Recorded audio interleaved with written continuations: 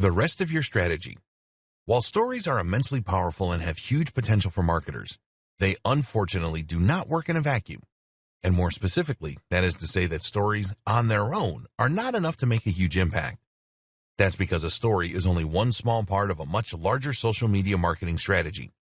And your social media marketing strategy is likewise just one part of a much bigger puzzle that is your internet marketing strategy. In order for stories to work, you need to have that initial following, as well as a good amount of trust and engagement from your audience.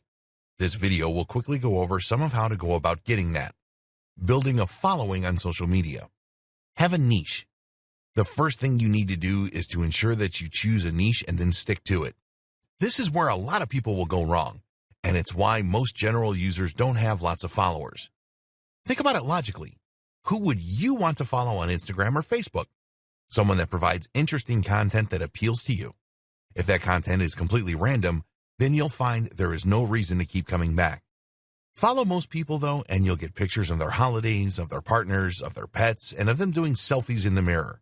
Unless you know that person, this isn't going to be of much interest to anyone, so choose a topic and stick to it if you want to get followers. Your business is likely to define this topic, so the next challenge is to find a way to take the industry you work in and make that into something interesting and ideally somewhat visual so that you can really sell it from your account. This is where many businesses struggle. If you are a travel writer, then coming up with a great theme for your Instagram account will seem easy. But if you happen to run a business that provides legal consulting, how do you turn that into something people want to follow? The answer is to think about the lifestyle and about the value proposition. In other words, what is it that you are helping people to achieve? As a legal consultant, that will depend on your clientele.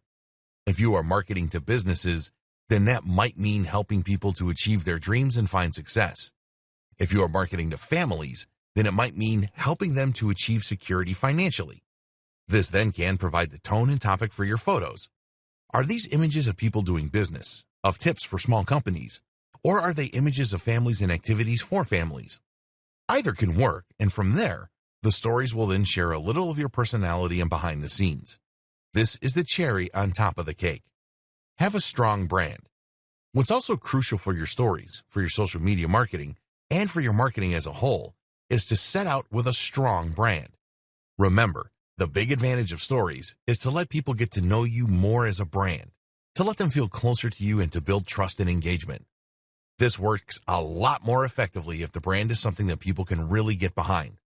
Note here the important distinction between a brand and a logo. A brand is much more than a logo. Your branding starts when you identify your mission statement. What is your business set out to help and how? What are your values? Take a look at the best business accounts on Instagram and you'll see that they all have a clear message and objective. If we go back to the 1,000 true fans concept, you essentially need to be more than just a business in order to establish those real fans. No one is a fan of their heating company, but you get genuinely fans of Apple. The thing is, there's no reason you can't be a fan of a heating company. Not if that company stands for being eco-friendly, being simple for customers, being convenient. Not if that company also does other interesting things and has a stellar social media account. Know your audience. Don't try to cater to everyone, and know what you're here to do.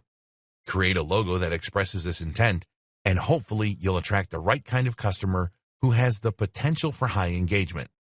This is the kind of customer who will watch your stories and who will become more loyal to your brand each time they do. Take good pictures and write interesting things. What's also, of course, rather important is that you take great pictures.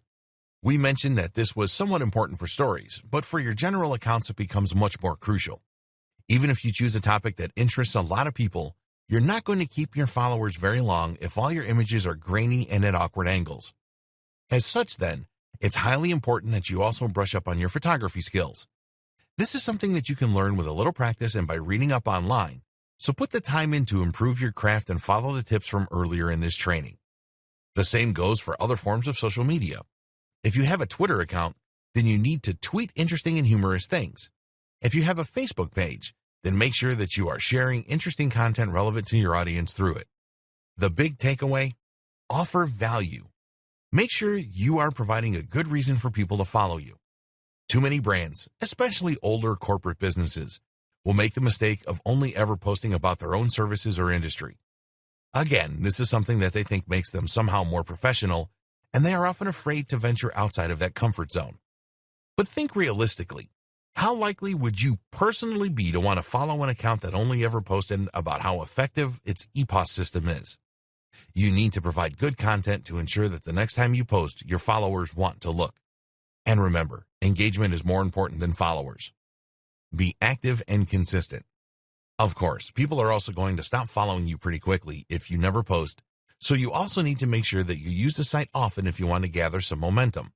And better yet, be active in liking other people's photos and posts too, and commenting.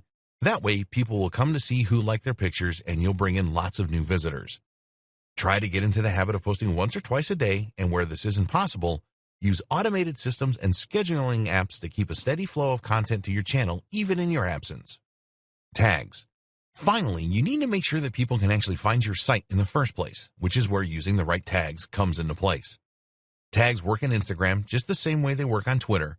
You use a hash next to the word that you think people are going to search for, and then that way people can start browsing by theme. This is similar to picking keywords and key phrases in SEO. You need to choose things that people are likely to look for, and which the right people are going to look for. This requires you to think about what's always popular, what's currently in vogue, and also what people are likely to search for within your niche. As we've seen, using tags that aren't too popular is an important tip as well, to ensure that your content doesn't get drowned out right away. On Instagram in particular, users are allowed to include 30 tags with every post. Our advice: include all 30. Think of it as 30 free chances to play the lottery. There really is no reason not to take every opportunity.